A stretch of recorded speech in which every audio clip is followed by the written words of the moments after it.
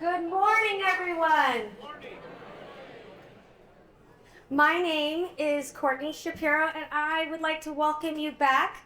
I'm the Director of Community Relations and Marketing with Calviva Health, as well as a TCM board member and breakfast chair. Calviva Health is proud to be the presenting sponsor again this year for the 10th annual State of Our Children breakfast. As the local health plan, we provide coverage to 445,000 residents in Fresno, Madera, and Kings County. Of those members, we serve 145,000 kids in Fresno County alone. Making children a priority is our biggest and most important thing we can do in our community. Over the last 10 years, we've had some nationally known speakers, wonderful entertainment, and exciting surprises that you as a guest didn't see coming. Remember when we had the kids stand up and sing at the tables? Every year, the Breakfast Committee works hard to bring you a program that's fun, inspiring, and maybe help shed a few tears, and most of all, leave you more committed than ever to improving the lives of children in Fresno County. Let me see if I can refresh some of your memories, some of you original OGs of the TCM. How many, by show of hands, how many of you remember the yellow buttons? I stand for, and we wrote our name. I see a few hands. I see Linda, of course. Yeah, but the big yellow buttons that we wore to the Board of Supervisors. I see Kendra over there. Now, how many of you remember the license plate frame? Okay, I see a few more hands. Now here's the key. Who still has this on their car? Brooke, I see you. You know, we've had a lot of fun over the years. And I think at one point I stood there while you drove through and I put this license plate frame on your car. I mean, we mean business. Like you drive through, we put it on your car. So when we sat down to plan our 10th annual breakfast, we wanted to celebrate the talent that we know lives in every household in our community. We chose Success Lives Here as our theme and found a speaker that is a fabulous example of how hard work, determination, mentoring, and support from the community helped Freddie be the wonderful man he is today. Before we start, I would like to acknowledge the TCM Board of Directors as well as the Breakfast Committee. Their contributions are endless and their passion to serve the kids in our community is contagious.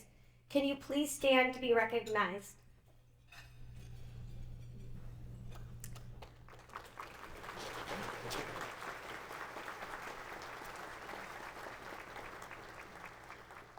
Now, I know you didn't come to see me.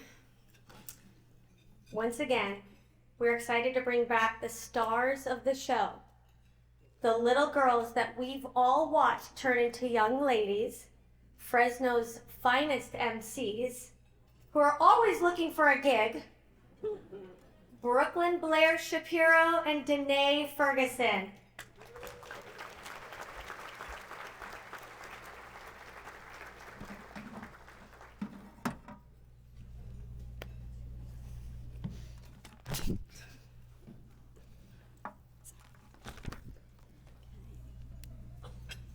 Good morning, everyone! Hi, my name is Danae Ferguson. I am a senior in Fresno Unified, and I am proud to be the founder of Reading Heart.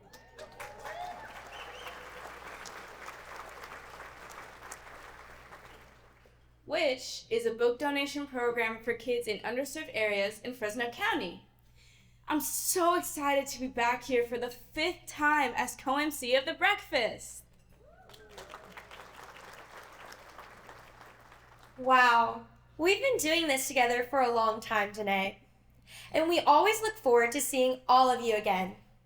My name is Brooklyn Blair Shapiro, and I'm a junior in Clovis Unified, as well as a board member of Reading Heart. I have served as the outreach coordinator for the past 5 years, and I am so excited to be here for my 7th time as an MC. That's almost half of my life. Brooklyn and I have been really rocking our high school years. We have been busy with our academics, sports, and volunteering our time in the community. This past school year, I worked on my golf game and participated in the school play. That's awesome, Danae. I have found a passion for pole vaulting and ended the season all valley. Now that I can drive, my mom has me busy driving my sisters all over the place. Let's get back to business. Now, if you haven't done so already, please make sure you take a picture in front of our sponsor wall before you leave. And we would also love if you tagged us in your pictures throughout the event. Hashtag anything for kids, Fresno. This year, we decided to add some technology that will make it easy for you to show your support for the children's movement. Text to give. All you have to do is text GIVE and the dollar amount you want to donate to 833-686-7082. For example, to donate $25, text GIVE25. It will send you a link to enter in your credit card information. Let's all get our phones out and take a picture of this information. Over the next hour, you will hear all the wonderful things TCM is up to. This will inspire you to give. Don't forget, this work costs money. And don't worry if you can't do it now. We are going to ask you again at the end. Now, we would like to recognize our elected officials. Can you please stand?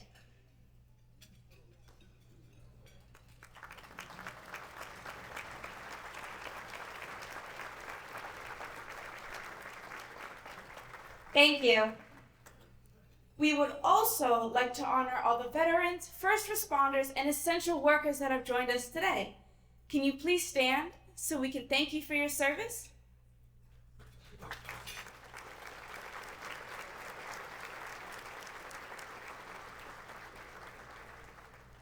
Thank you. We would now like to welcome Hope Flint Garcia from West Fresno Family Resource Center to sing the national anthem.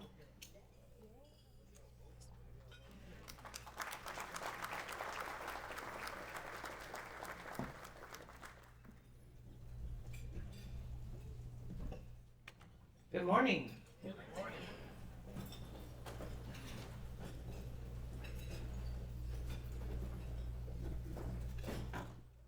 Oh, say, can you see by the dawn's early light what so proudly we hailed at the twilight's last gleaming, whose broad stripes and bright stars through the perilous fight o'er the ramparts we watched were so gallantly streaming. As the rocket's red glare, the bombs bursting in air, gave proof through the night that our flag was still there. Oh, say does that star-spangled banner yet wave o'er the land of the free and the home of the brave? Thank you.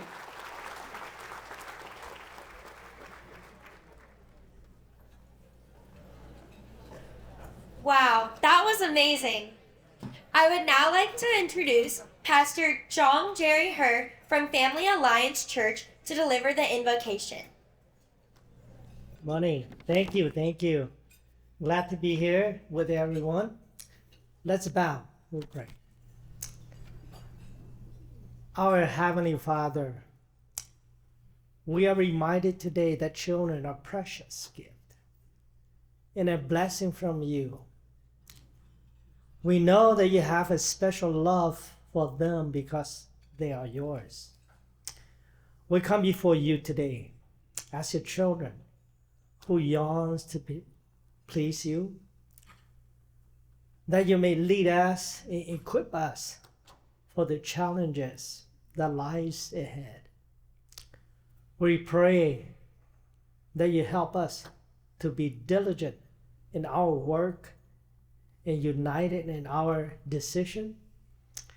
May godliness and righteousness guide our thoughts and actions as we aim to make a difference in the lives of these children and their families.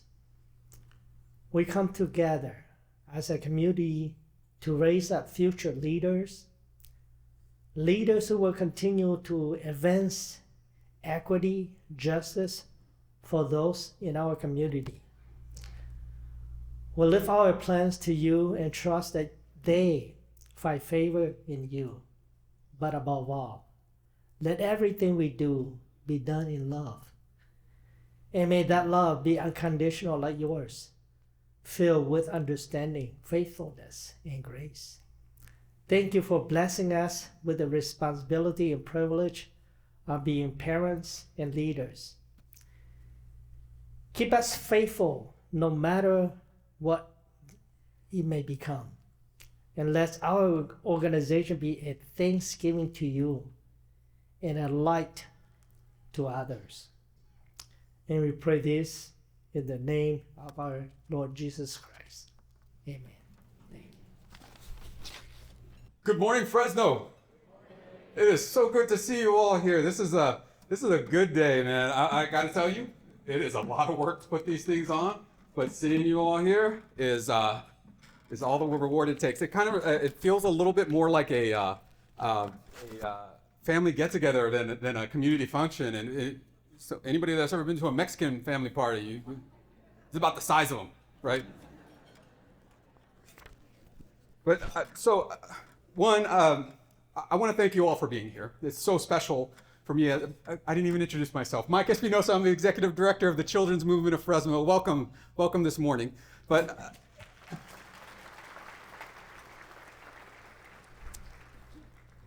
this is a special one. This is our 10th annual State of Our Children Breakfast. Some of you have been here every single year, as Courtney mentioned. Well, there's one person who has been here from the beginning that I wanted to make sure to recognize, who's a friend and who has become my great mentor, Linda Gleason. Linda, where are you at?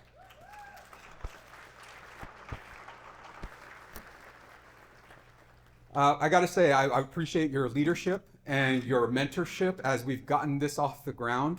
And you have helped make this possible.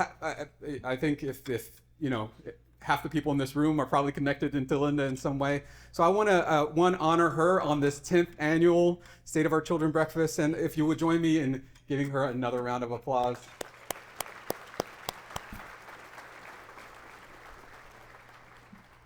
I also want to recognize our phenomenal TCM staff, our Children's Movement staff. We are a growing team, and they are buzzing around everywhere. But so if you are a staff member of the TCM team, raise your hand. Yep, they're all back there. We've got a few in the breakfast room, but they are a phenomenal team. They have worked extremely hard over the past several months to put this together, to make it as special and as beautiful as they possibly can. But last but certainly not least, I want to shout out the Fresno Residents Council. For those of you who attended last year's breakfast, and for those of you who attended the community congress that we did, we're going to talk about that in just a minute, back in April. These are the heart and soul of our movement. So I want to ask all of our members of the Fresno Residents Council, if you would please stand and be recognized. Members of the Fresno Residents Council. There you are. These powerful grassroots members are the ones leading the charge now. And one of the objectives that we had as a children's movement was to ensure that all voices, from treetops to grassroots are heard and are present and are involved in every policy discussion that we have. And now we've got an organized group of folks who are ready to take this movement to the next level. Now in our 10th year of gathering together in this space, we thought it important to proclaim that success lives here. I believe this deeply. I see and walk alongside the struggles of our residents as they doggedly pursue a better life. I also know this because I've lived those experiences. I want to show you all a picture. This is a 1979 Chevy Impala wagon. I know this because this was our family car when I was a child. Now, my father, for anybody who grew up in the hood, you know, if you had a Chevy Impala, it was like, whew, you know, you had made some level of status, right? Well, my dad used to go around and say, yeah, I got a Chevy Impala. Never mentioned the wagon part, right?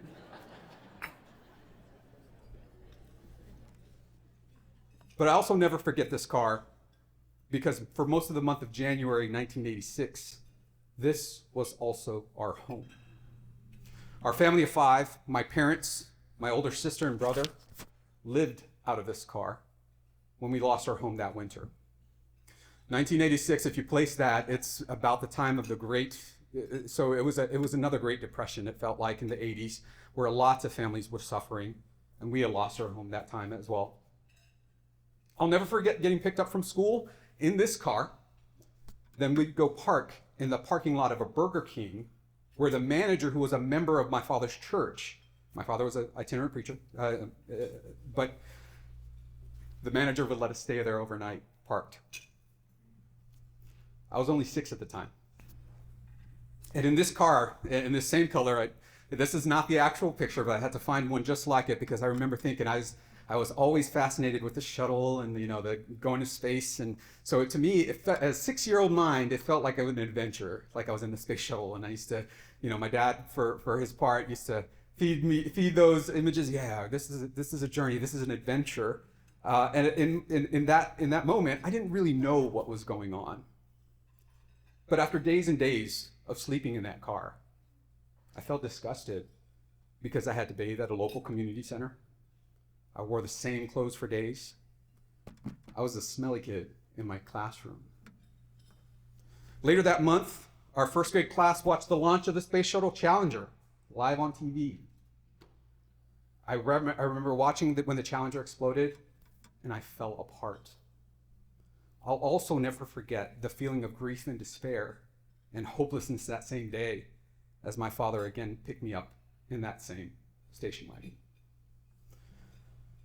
The one that I thought was a space shuttle, where I knew we'd have to spend another night.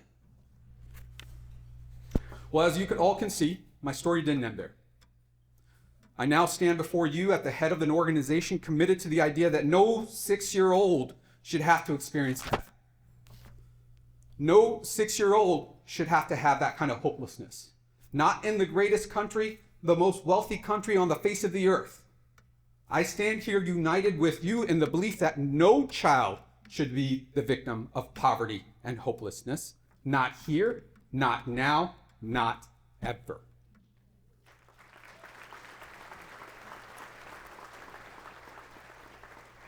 I, like many of you, have a fiery belief that yes, success does live here, but it's not a given.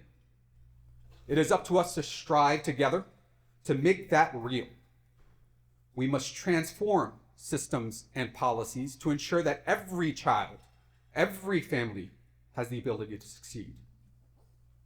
We know what the challenges are. It is increasingly difficult for hardworking families in our region to find an affordable house to rent, much less buy.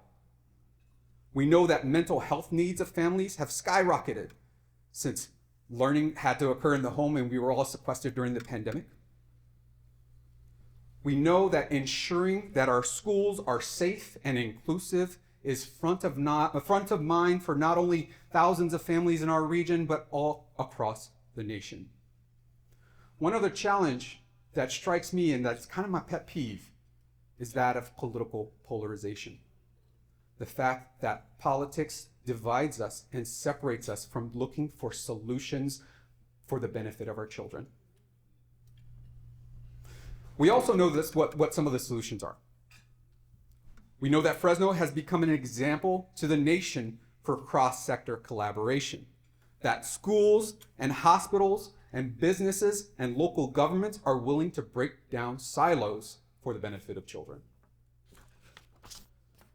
We also know that there's some local groundbreaking initiatives that are committed to developing an equitable economy. One that I'm thinking of is the Drive Initiative, sponsored by our friends at the Central Valley Community Foundation. By the way, I'm going to put in a plug. They are bringing Heather McGhee, the New York Times best-selling author, The Sum of Us. That ad is in your I had a program here, but that ad is in your program. Check them out. We have to talk about race in our town. We have to talk about equity. And having a national figure like Heather McGhee come here is a major, major thing. Finally, I want to share that the Children's Movement of Fresno is committed to working alongside families as they advocate for a better life. Back in April, TCM and the Fresno Residents Council, alongside dozens of community partners, hosted our very first Fresno County Community Congress. I want to share a quick video highlighting the groundbreaking work of these powerful resident leaders. The Children's Movement is focused on ensuring children are a priority in decision making, ensuring that children feel safe, accepted, and joyful when attending school. We support efforts to train on culturally relevant approaches to instruction, as well as student and family engagement. Parents and community leaders can be powerful allies for school staff in achieving a more welcoming environment. We believe in implementation of full-service community schools. In Fresno County, like in many parts of the country, the cost of housing is rising faster than wages. We need a comprehensive plan. Our goal is to provide as many affordable housing options as possible. When it comes to mental health today for our youth, they are in a state of crisis. 1 in 5 youth have a diagnosable mental health condition. The stigma around mental health happens particularly around their communities of color. We propose to expand the workforce of mental health service professionals and service providers from diverse backgrounds. We believe in action. Action leads to change. Now, I want to give a shout out to this group of leaders who you saw today. What you see in this room is the power of the people in Fresno County.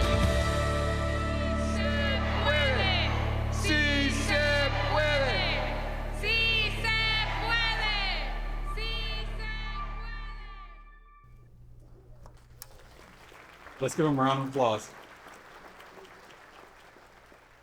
Now, I want to be clear that the vision that was laid out there and the policy positions that you heard did not come from me. They did not come from the staff. They didn't come from FCSS. They came from the residents. That's a powerful thing that they are ready to organize to stand up for those ideas and that vision. And I'll say this, that I mentioned it a little earlier, my daddy was a preacher. And one of the scriptures he buried deep into my consciousness was Proverbs 29:18, where there is no vision, the people perish. Based on this vision of these incredible people, our community is alive and well. I want to thank you for taking the time to listen, and thank you again for being part of this movement. Together, we can ensure that success lives here. In the words of Cesar Chavez, one of the greatest community organizers in American history. Si se puede.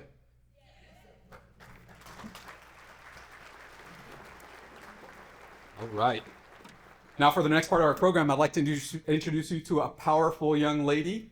Giselle Ochoa is a 6th grade student at West Fresno Elementary School. Last year, she was the Fresno County Superintendent of Schools' first place winner of the Dr. Martin Luther King Jr. speech competition.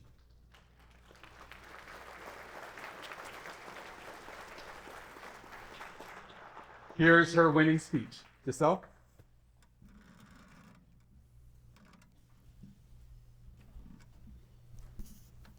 Good morning, folks. My name is Giselle Ochoa. I'm a fifth grader at West Fresno Elementary School, and I'm here to talk about my pathway from the past, present, and future. According to the Oxford Dictionary, pathway is defined as a way of achieving a specific result or a course of action. I'm the youngest of 4 siblings and the only girl. My parents got divorced when I was only 2 years old. At that time, in the past, I didn't really know my dad, but I would always ask my mom, ¿Dónde está mi papá? Every time I would ask my mom or my dad what, she would always expect me to say he was working. In el pasado, not having a father figure made me feel sad and lost, but it also has led me to rely on my brothers for guidance. The person that inspires me the most is my oldest brother, Luis. Mi hermano helps me when I need the most. He's always there for me and encourages me to try new things. The biggest impact he has had on me is he believes in me. His life motto that he has instilled in me is never give up on your dreams. Las palabras de mi hermano me hacen sentir invencible, which means my brother's words make me feel invincible. This inspiration from my brother encourages me to pursue my future pathway of becoming a vet. I want to be a vet because I love animals, especially dogs. I have a dog named Brownie and I love him so much. To quote Martin Luther King Jr., he said, "I know that love is ultimately the only answer to mankind's problems." When I think about the future, I too believe that the love I have for all animals will make me a good veterinarian. Every time I see an animal in need, I want to save it. I know I can't save them all right now, but in the futuro, I know that it's possible. Although I have an inspiration from mi hermano desde mi corazón and dreams for the futuro. As a fifth grader, in el pasado, I have made mistakes that have changed my life, as well as taught me valuable lessons. In class, we learned about Rosa Parks and the impact she made during the civil rights movement. Parks said, each person must live her life as a model for others. Right now, as a fifth grader, every choice I make has a consequence. I am not perfect, and more than likely I will continue to make mistakes in the future, but that's the beauty of my pathway. I don't know what my pathway will be. It may be rocky or smooth, but I'm confident I'll overcome every obstacle. Like Martin Luther King Jr. and so many others before me, here I am stronger than yesterday. I can only hope that my life's pathway is full of so much learning, love, compassion, and truth that will lead my entire self to becoming invincible. Thank you.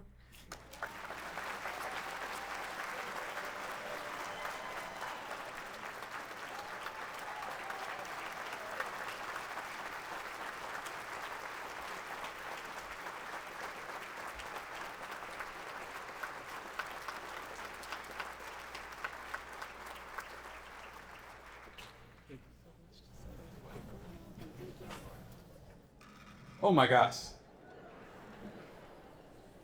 Well, over here reading from a script, and oh boy. Let's give it up for Giselle one more time. And before we move on, Mom, can you take up and stand up and take a bow with Giselle? Because Giselle's victory is also Mom's victory.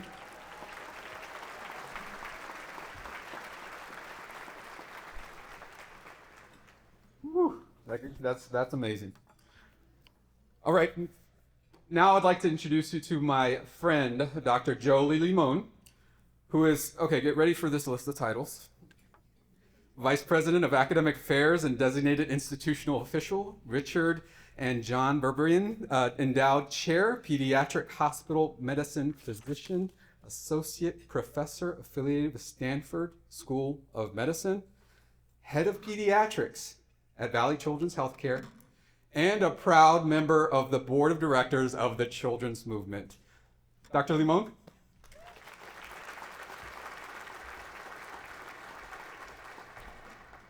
Good morning, everybody. It's such a pleasure to be here this morning with you, and I love these breakfasts. I always leave feeling so inspired. And I think we are all here today because we care about the kids of the Valley, and we know we can do better. And we may do that by donating time, money, expertise, right? But what we really need is we're looking for some board members to join us at the Children's Movement to elevate the voices of our community and to solve the issues of our kids. So if you're interested in joining us on the board, please find myself or Courtney or Mike after this breakfast, and we will definitely get you the information that you need. So now on to our keynote speaker. And just again, Giselle, that was amazing. You're so inspiring. And I know Freddie, who is our speaker, will be so as well. So it's my pleasure to introduce our keynote speaker for today, Freddie Chibanda. And he wanted me to say it with gusto, and I think Chibanda. He's originally from the Democratic Republic of the Congo. He was known by everybody around him to be the hard-headed kid who would not amount to anything. Freddie perceives his opportunity to come to America as the greatest blessing of his life, as it has allowed him to not only find hope for himself, but also for countless others. His dedication to making a positive impact on the lives of others is exemplified by his initiation of a mentoring program for the public schools in Fresno. It provides crucial support for at-risk kids. Additionally, Freddie has undertaken the establishment of a healthcare facility in the Congo with the noble objective of providing essential care to the impoverished.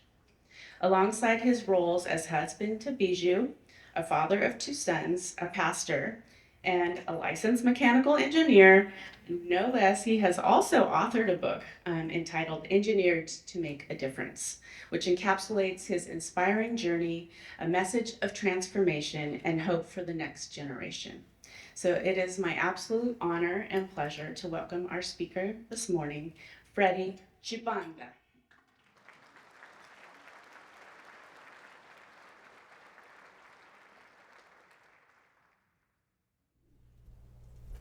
Good morning.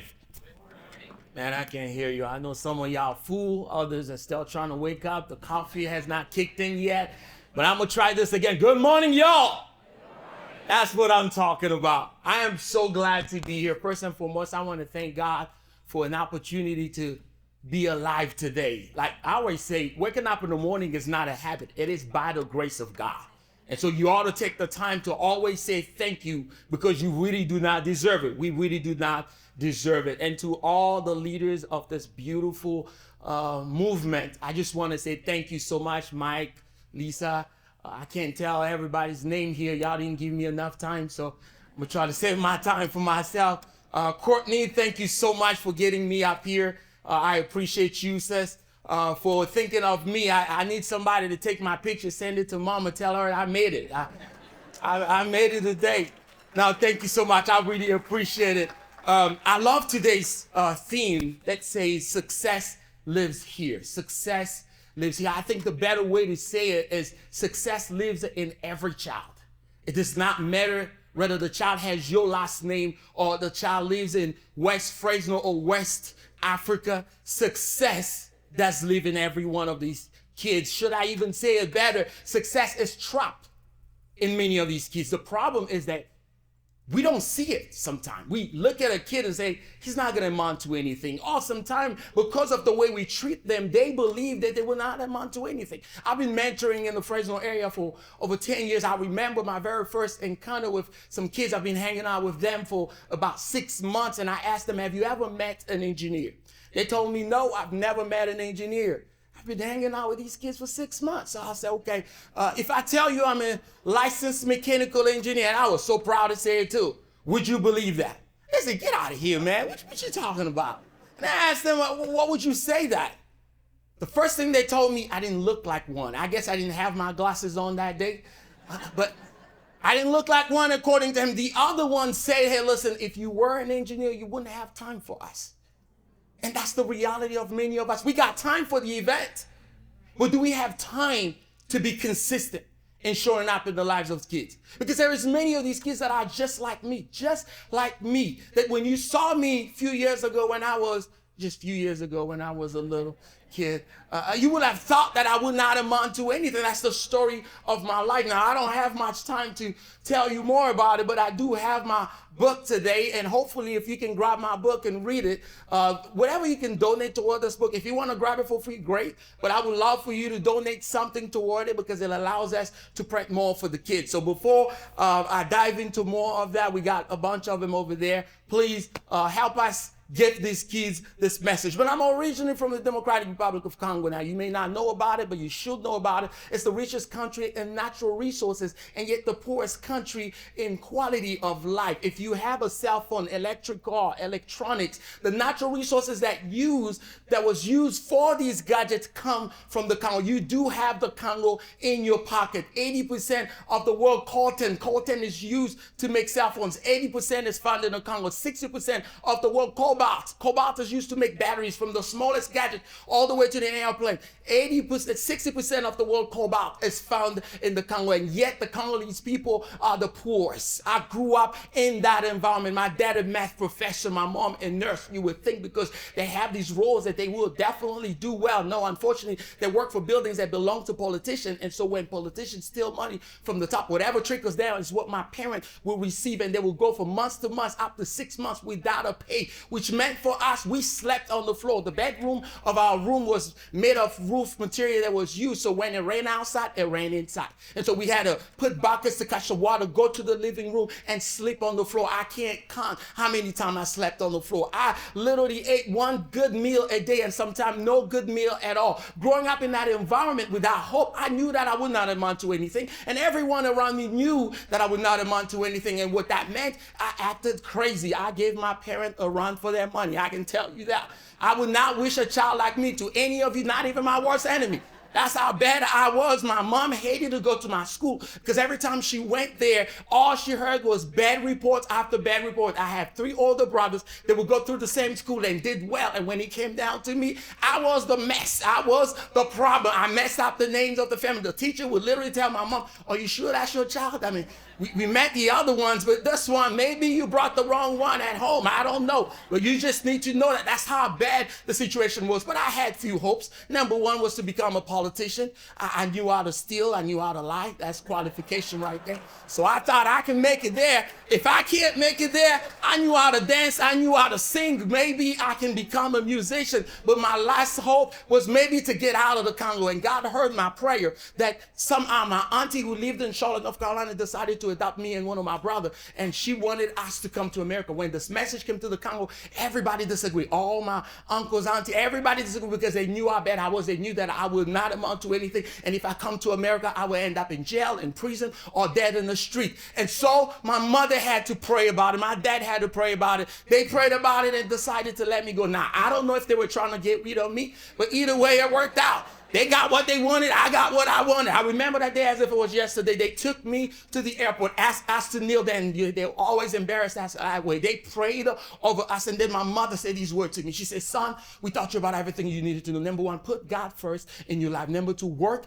as hard as you can. Number 3, pursue to be a blessing to others." These were not just empty words. This is exactly how they lived by their life. My dad and mom woke us up 5 o'clock in the morning, dragged us to church. My dad believed it was his responsibility not to feed only our body, but also our soul. What that meant, if you don't go to church, you don't eat. So we just had to go to church just so we can eat something and stay alive in that house. My parents worked hard. They kept these jobs and never paid well, but they still showed up every single day. My parents were a blessing in their community. My dad was a mentor to many men and solved the problem of the community. My mom, as a nurse, would go from home to home to people that couldn't afford to go to big hospital, give them injection, give them medication, do whatever they needed to do. And mom kept on going, and I saw that my airplane there. I'm like, "Mama, we got you. Thank you so much. We got to catch the plane so we can go to America. So thank you. I appreciate it." My mama understood that I had to get out of there, so they let us go. And we got into the plane, and we landed in America after a couple trips. Now, when I got to America, I don't know if you watched the movie Coming to America. That was me right there. I say, "Hello, Fresno. Hello, Charlotte. Hello, Atlanta. I am glad to be here. I don't care if you don't like me. I like me, and I'm here." And so there I was. But that happiness changed very quickly to questioning what I thought was true, that my parent taught me. I saw how blessed this country was. And I started asking myself, is God good? Is God just? How can my parents, who gave everything they had to serve others, have never been blessed the way I see people being blessed in this country, and yet they have not seen these kind of blessings? I say that if I was really blessed, if God was good, I should have been born in America. And that was my thought. I remember calling my mom. I said, Mama, I will build you a mansion. I can go to school full-time, go and work full-time with a side business. My mama was laughing. She said, Freddie, you okay? I said, I am okay. I'm promising you I will do this. She said, the reason why I ask you if you're okay is because this is the first time you ever made a sentence with school and work in it. This is amazing. Unless you drunk, I think it's the Holy Spirit. I said, Mama, I am very serious. She said, son, we didn't do this, because she understood what I meant. What I meant is I will fix what God got wrong. I will bless you because God did not do it. And my mama said, you still don't get it. We didn't do this for you to take care of us. We did this to set an example for you, but to serve our God first, to let our God know that we give everything we have. Not only that, we did this so that you will understand that this is what it looks like, that you have to utilize your gift and talent to be able to be a blessing to somebody. She asked me, do you remember the things I told you at the airport? I said, yes, Mama. Are you putting God first in your life? I said, yes, I'm going to church every Sunday, even though Dad is not here to take my food away. I'm still going to church. I'm serious about this now. I said, are you working as hard as you can? I said, yes, this is exactly what I'm telling you. Going to school full-time with a side business. This is it. Working full-time. I am ready for that. And then she asked me, are you pursuing to be a blessing to others? That's where I had to pause, because I was pursuing the American dreams. I was not pursuing to be a blessing to anyone. I would help people when they came to me, when I had time, but literally I did not run my schedule around them. I lived my life. My mama said, as long as you remember this principle, you'll be just fine. And so, man, Mama say this, I disagree, but this is how you disagree with Mama. In my world, you say, yes, ma'am, thank you, I appreciate it. You hung up the phone. And so there I was. It was time for me to go look for a job. For any old folks that will remember that you go to the unemployment office to find a job. I went there. They gave me some recommendations. One of them was to the jailhouse down the street. I went down the street and I brought my little recommendation. Couldn't speak the language, but I knew how to point. So I pointed to them. Am I in the right place? They said, yes, you are in the right place. They called the manager downstairs. The manager was willing to interview me the same day. And so they had to process me. And when they started processing me is when I realized I was in jail. I said, my family was right. I ended up in jail anyway. I did not do anything. Can't speak the language.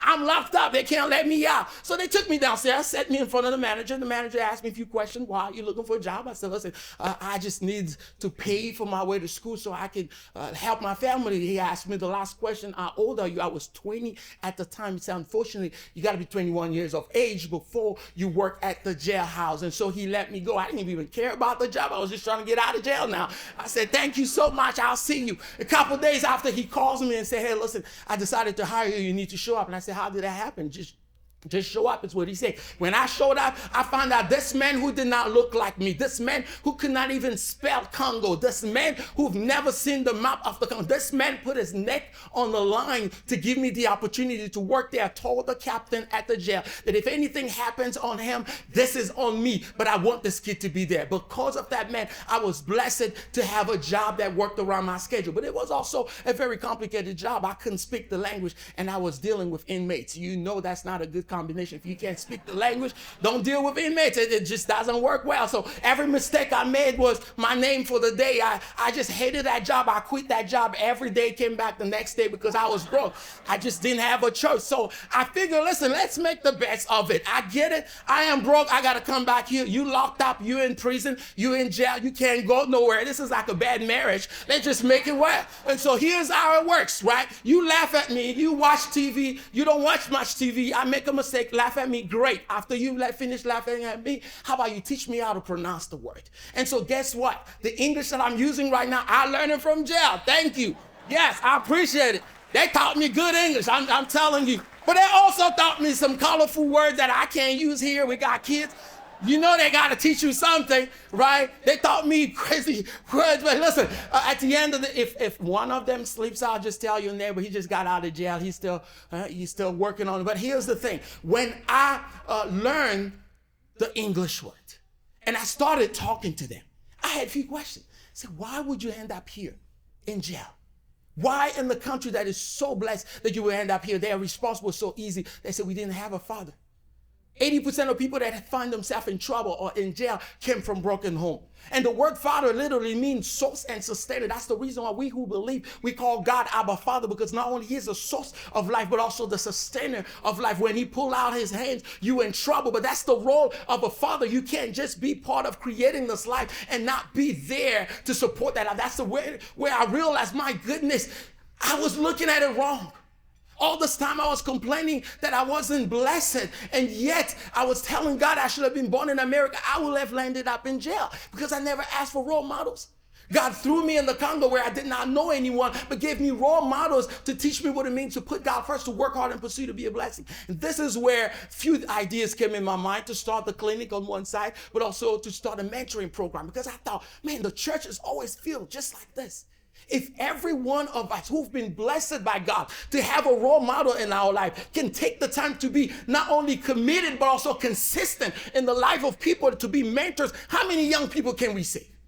And so I thought, man, we got to start this mentoring program. But I was still working at the jail. Couldn't really do anything. Graduated in 2007, 2008. Lost my first job, 2009. Lost my second job. Then I get a phone call from Fresno. A guy finds my resume out of 400 resumes.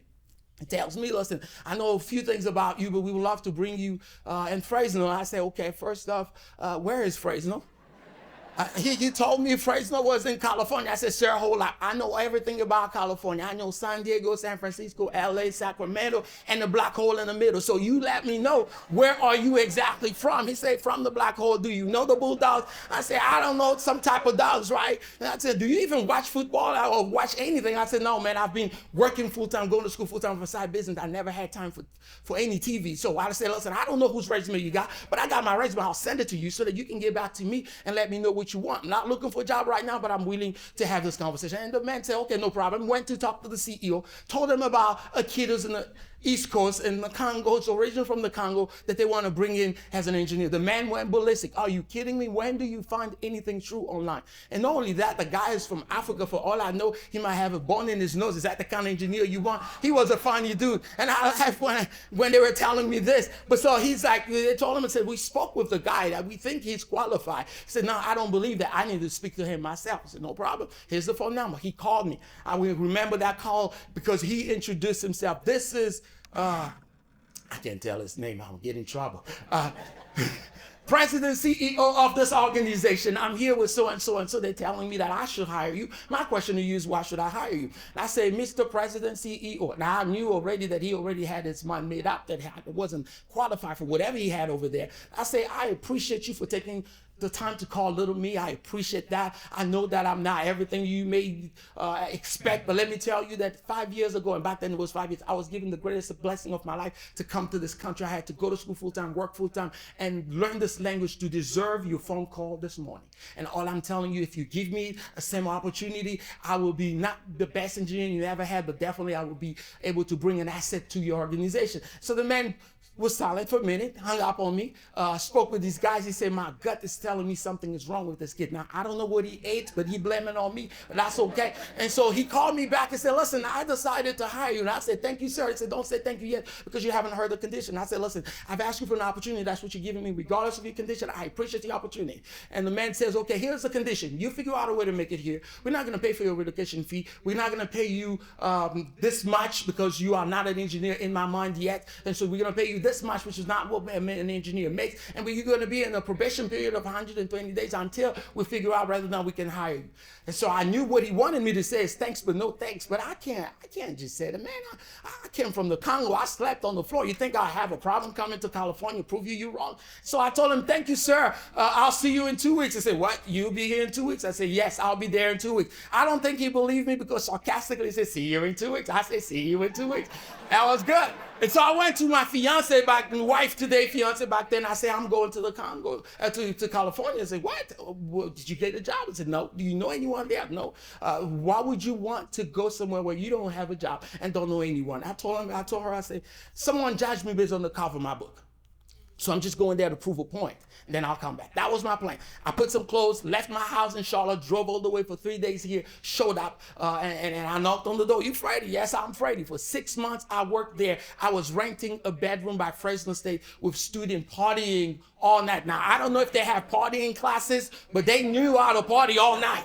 It was serious. I couldn't sleep. But so every day I would get up and go to work tired and just, so finally after 6 months, it was time for me to go back to Charlotte to get married. I came to the CEO with my resignation letter. I told him, sir, I have to go to Charlotte to get married. I can't bring my wife in this situation. And so thank you so much for the opportunity. And the man said, what do you mean? Yeah, I can't come back. That's the idea. And so he asked me, okay, what do you want? I said, if you pay me this is a company in Charlotte. It's ready to pay me that. If you pay me this, then I can come back. He said, you're too young to be asking for that. And I said, sir, trust me, I went through entry level. This is not my first. I just came to prove you that you were wrong about me now. If you do believe it, great, you pay me this. If you can't, then that's all great because there's another organization that believes in me. So he said, okay, let me think about it. Went to talk to the other engineer, asked them, okay, do you think we need Freddie? Should we get rid of him? They said, we really need Freddie. And so he came back to me and gave me that letter and said, okay, this is everything that you need. And so you can definitely become an engineer in our organization. I said, I still got to go get married, so I'll see you in 2 weeks. So that was my line. But why am I telling you this? I'm telling you this because if I stand here and tell you how hard I worked to make it here, you will ask me a question. How hard did you work to convince your auntie to take you from the Congo to America? How hard did you work to convince the manager to hire you for a job that you never applied for? How hard did you work to convince the COO to find your resume out of 400 resumes? How hard did you work to convince the CEO to call you on a job you never applied? I'll tell you, I never worked that hard. It was all the blessing of God that took me from one point to another. But yet, this is the reason why I'm turning to you. If you look at your story, you'll understand that you made it here not because you are so smart, not because you understood what you do, because God blessed you, because God allowed you to have role models in your life that mentored you to become who you are. My question to you is, what are you doing to change the generations of people that we are losing day in and day out? Somehow we think the mentoring is getting a kid on the street who has no job, bring him on to school to just babysit the kids. That's not mentoring. Mentoring is not answering the question what not to do. It's answering the question what to do. What are we teaching when we, the successful people, you know what? Success does not make sense without successor. To be successful, you have to have a successor. If the next generation fails, we fail as a generation. We have a responsibility because your success is not measured by what you do when you're still here. It's measured by what you leave behind when you're taking the step down. What are we doing is the question that I've asked you. How can we change the idea of event and turn it to a commitment and consistency? That you show up every day to let this kid know that it does not matter what you look like or where you came from. You are not a mistake. You are not a biological error. You've been created by God and you have something special in you and that you can accomplish something great, that you have to identify your gift, develop your gift, and distribute your gift to be a blessing to others. Listen, I'm going to stop right there. Otherwise, I'm going to stop preaching over here. But listen, all I want you to remember today is that you have been blessed to be a blessing. Would you take the time to be a mentor? What hurts me, the last comment, is every time you come to any event in Fresno, all you see is the same old folks we've been seeing for 20, 30 years that are preaching, that are praying. So where is the young people? Are you telling me there's no young people that can preach, no young people that can pray, no young people that can give a speech? Give the young people a chance. Mentor them to become all that God created them to be because they are engineered to make a difference. Thank you so much. God bless you.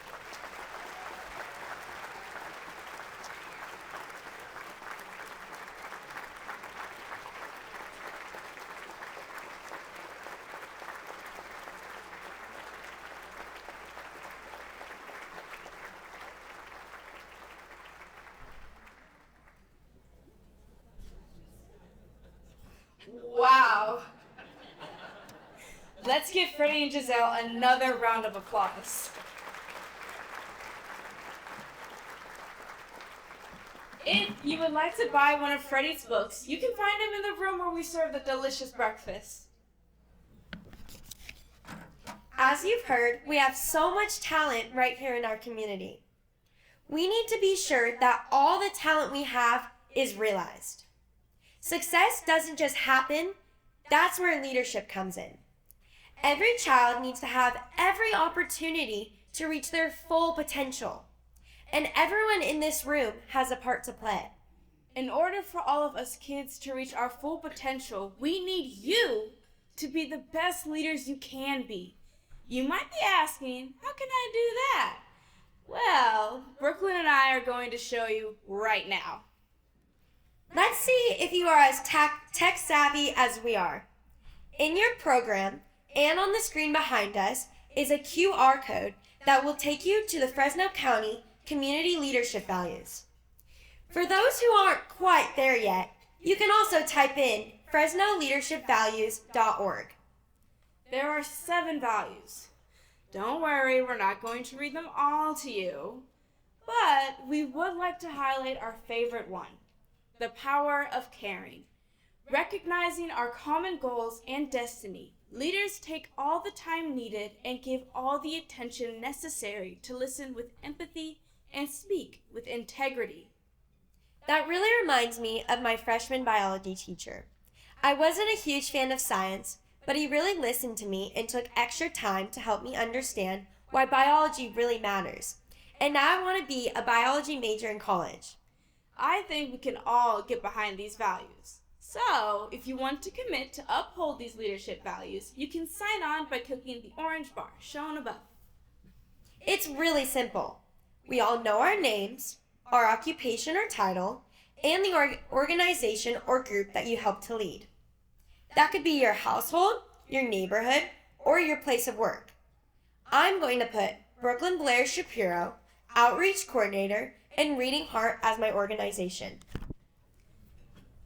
I see a lot of people are signing on. Our goal by the end of the day is that everyone in this room commits to these leadership values.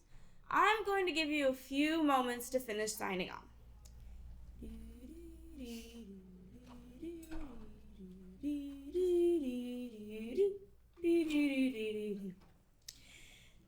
As we are coming to the close of the breakfast, we just have 2 more acts. First, the TCM board needs a few more dedicated board members. It's a lot of fun and a great way to serve our community. If you are interested, visit our website, tcmfresno.org, or talk to Mike or Dr. Lamone.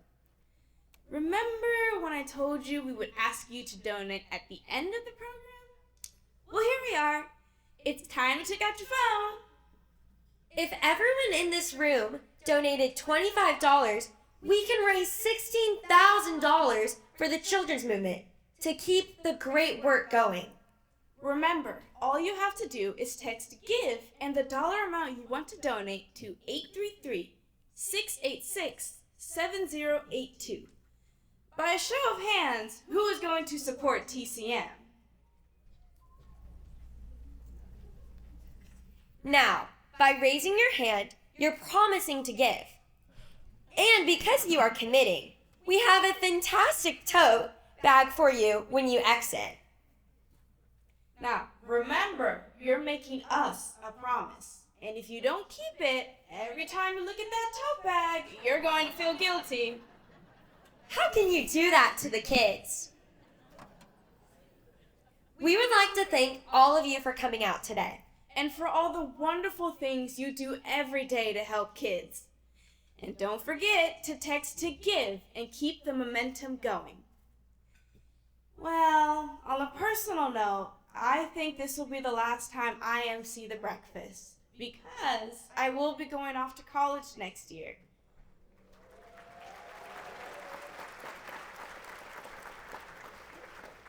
But my goal is to come back as a keynote speaker someday. I'm really going to miss doing this with you today. Can we all give her a big round of applause?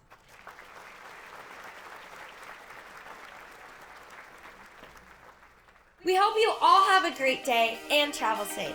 Thank you. Bye.